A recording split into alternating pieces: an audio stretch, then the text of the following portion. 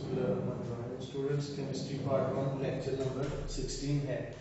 हम discoveries of electron, proton और neutron की डिस्कवरी हमने पढ़ ली थी। नेक्स्ट जो है measurement of e over m value of electron.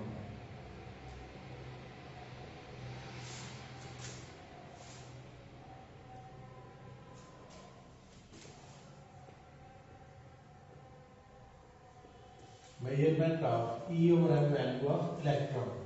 E over m क्या चीज होती है? ई इज द चार्ज और एम जो है ये मैस है। तो charge to mass ratio of electron, charge to mass ratio of electron किसने फाइंड की थी? ये एक साइंटिस्ट है जे थॉमसन। जे थॉमसन ने e over m value electron की फाइंड की थी। और कैसे फाइंड की थी? इसने एक एक्सपेरिमेंट किया था और उस एक्सपेरिमेंट में इसने एक डिस्चार्ज ट्यूब यूज की थी। वो डिस्चार्ज ट्यूब कुछ इस तरह से है, आपकी बुक में उसकी डायग्राम बनी हुई है। तो डायग्राम हम बनाते हैं, कुछ इस तरह से डिस्चार्ज ट्यूब है कि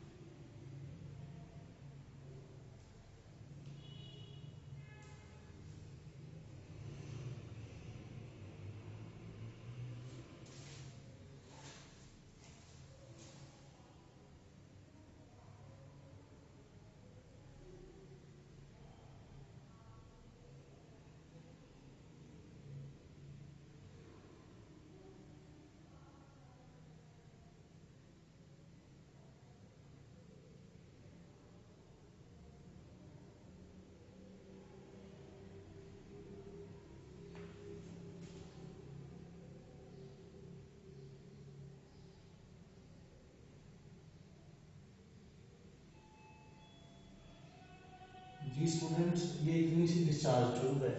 ये डिस्चार्ज ट्यूब में ये कैथोड है, नेगेटिव इलेक्ट्रोड है, ये एनोड है, पॉजिटिव इलेक्ट्रोड है। यहाँ पे ये एनोड, यहाँ पे पोरस एनोड है, ठीक है।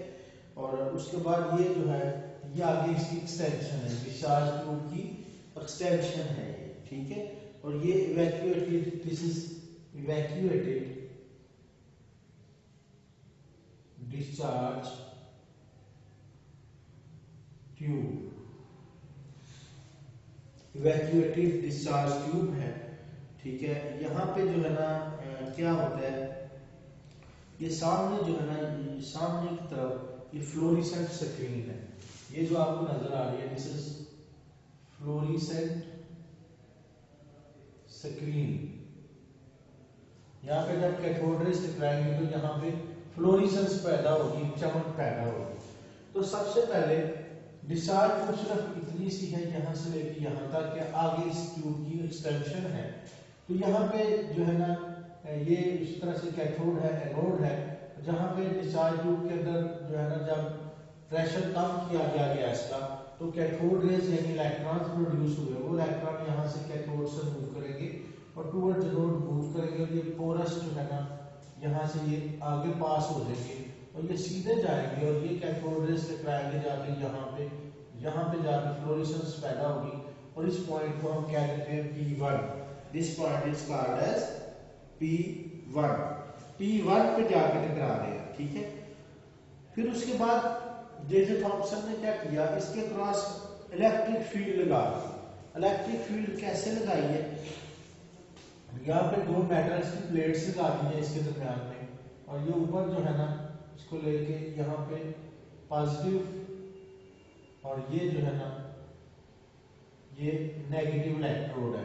इसको बैटरी के इस मेटल प्लेट को नेगेटिव से अटैच कर दिया, इस मेटल प्लेट को बैटरी के पॉजिटिव से अटैच कर दिया गया। तो अब क्या हुआ, जब उसने ये लगाई तो उसने देखा कि कैथोड रेज सीधी जाने की बजाय ये किस तरह बेंट हो गई है? ये बेंट हो गई है नेगेटिव प्लेट की तरफ, और ये जाके यहाँ पे जाके टकरा रही है, यहाँ पे फ्लोरेसेंस हो रही है। और इस पॉइंट को उसने P2 का नाम दिया, सॉरी P3 का नाम दिया, this one is called as P3।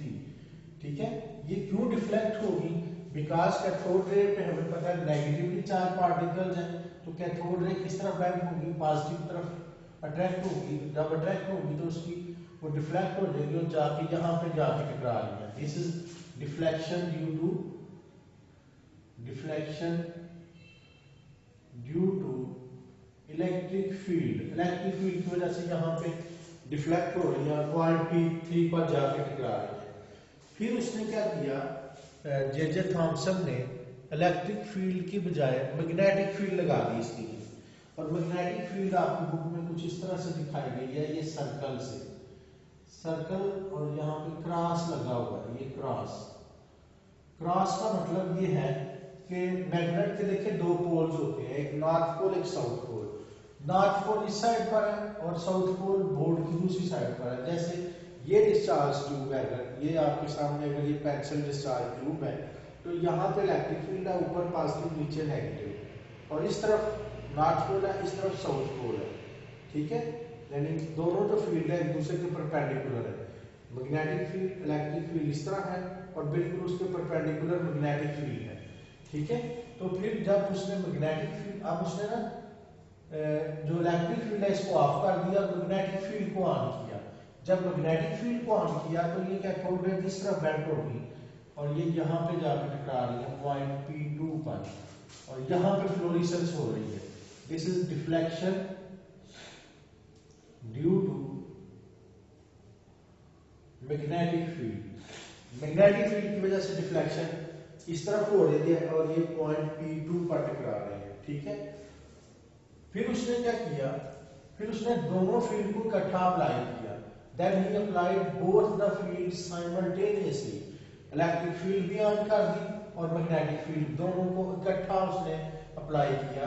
जब दोनों को इकट्ठा अप्लाई किया तो उसने देखा कि देखिए जो इलेक्ट्रिक फील्ड है वो उसको इधर खींच रही है, मैग्नेटिक फील्ड उसको दूसरी तरफ खींच रही है। अब कैथोड रेज कहाँ पे जाएगी, टकराएगी? क्या वो दोबारा P1 पर टकराएगी? नहीं, जिसकी ताकत ज्यादा होगी ना, अगर इलेक्ट्रिक फील्ड की स्ट्रेंथ ज्यादा है तो ये इस तरफ बेंड हो जाएगी, अगर मैग्नेटिक फील्ड की स्ट्रेंथ ज्यादा है तो P2 की तरफ बेंड हो जाएगी।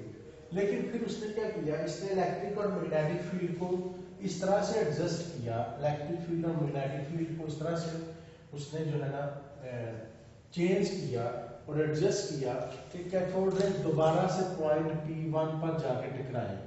जब दोबारा पॉइंट P1 पर टकरा रही है तो उसका मतलब है कि ये जो इलेक्ट्रिक फोर्स है और ये जो मैग्नेटिक फोर्स है, ये दोनों फोर्सेस क्या है, बराबर है। जब दोनों बराबर होंगी तभी ये कैथोड रे ना इधर जाएगी ना इधर मुड़ेगी, बल्कि दोबारा से पॉइंट P1 पर जाके टकराएगी।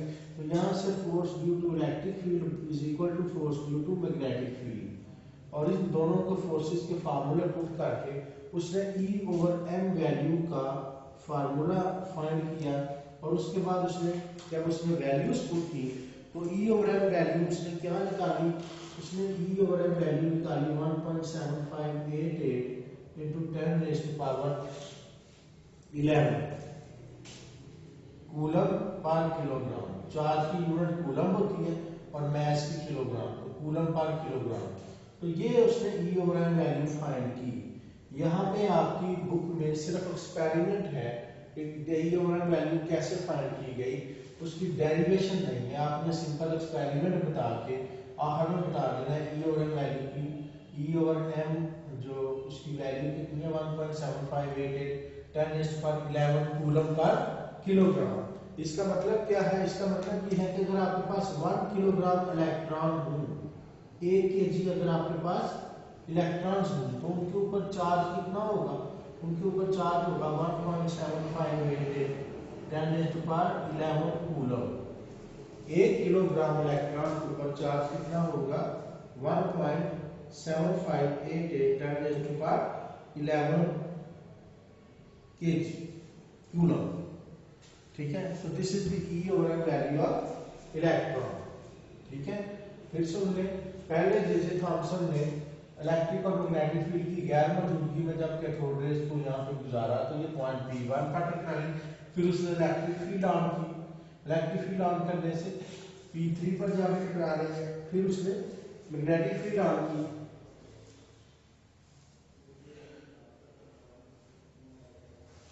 मैग्नेटिक फील्ड ऑन करने से जो कैथोड रेज है ये जाके पॉइंट P2 पर टकराई। फिर उसने दोनों फील्ड को इकट्ठे अप्लाई किया और इस तरह से इसको एडजस्ट किया कि ये दोबारा P1 पर जाके टकराए। तो फर्स्ट जब दोनों P1 पर जाके टकराई है तो वहां से उसने फिर E और M वैल्यू का E और M का जो एक्सप्रेशन है वो ड्राइव किया। ठीक है, तो इस तरह से जो है ना ये एक्सपेरिमेंट जो है ना से उसने E और M वैल्यू फाइंड की थी। नेक्स्ट टॉपिक है measurement of charge of electron.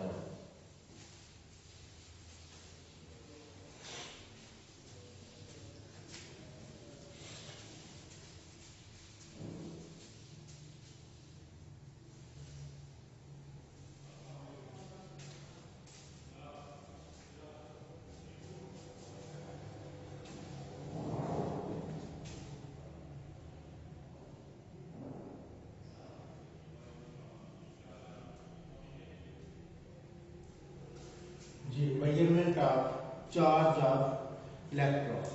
Electron के ऊपर चार्ज फाइंड किया है साइंटिस्ट ने, उसका नाम है R.A. मिलीकॉन। मिलीकॉन ने charge on oil droplet charge on electron find किया था और इसने एक एक्सपेरिमेंट किया था जिसको कहते हैं आयल ड्रॉप एक्सपेरिमेंट या आयल ड्रॉप मेथड। तो आयल ड्रॉप मेथड के जरिए से R.A. मिलीकॉन ने चार्ज फाइंड किया था इलेक्ट्रॉन के ऊपर। इलेक्ट्रॉन के ऊपर चार्ज होता कितना है? ये होता है 1.6 × 10⁻⁻19 कूलम होता है और ये नेगेटिव चार्ज होता है इलेक्ट्रॉन के ऊपर, लेकिन उसका मैग्नीट्यूड कितना होता है? 1.6 × 10⁻19 कूलम। तो ये जो चार्ज है इलेक्ट्रॉन के ऊपर, ये किसने फाइंड किया था? R.A. मिलीकॉन ने। और जो उसने मेथड यूज किया था या जो एक्सपेरिमेंट यूज किया था वो कौन सा था?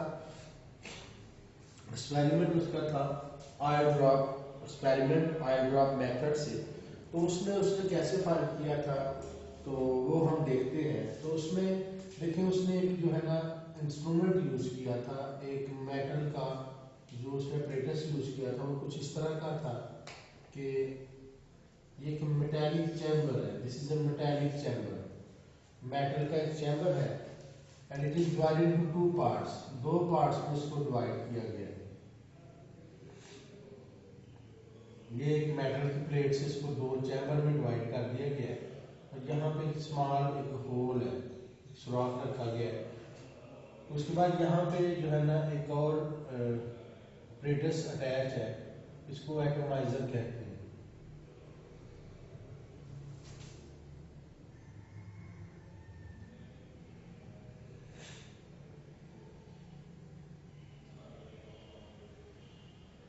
यहाँ पे इसके अंदर एक आयल यूज होता है। यहाँ पे जब इसको प्रेस करते हैं तो इसके जो आयल के ड्रॉप्स आके यहाँ पे गिरते हैं, आयल ड्रॉप्स आके यहाँ पे जो है ना गिर रहे होते हैं। This is called as atomizer. इसका नाम यहाँ पे लिखा हुआ है एटोमाइजर। उसके बाद यहाँ पे इसके अंदर जो है ना आयल ड्रॉपलेट की मूवमेंट को स्टडी करने के लिए यहाँ पे एक माइक्रोस्कोप है। दिस इज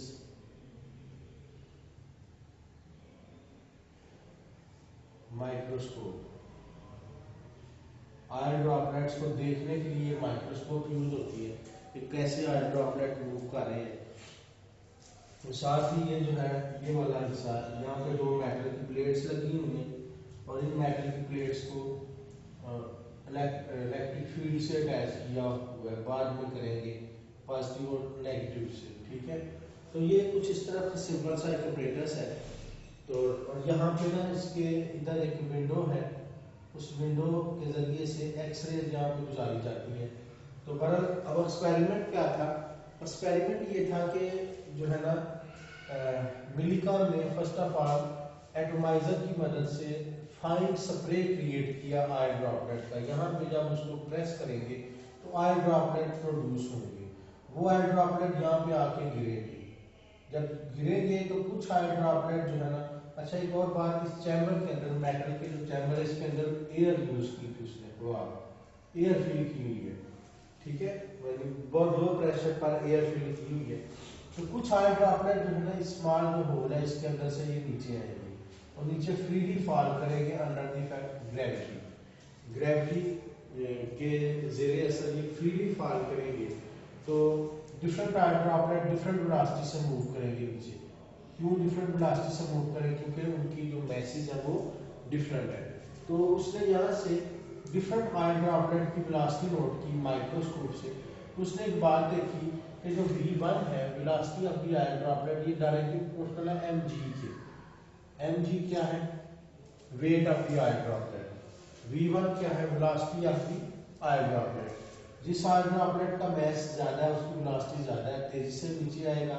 जिस आयर ड्रॉपलेट का मास कम है वो स्लोली नीचे आएगा, ठीक है। तो ये बात उसने नोट की जी पहले नंबर पे।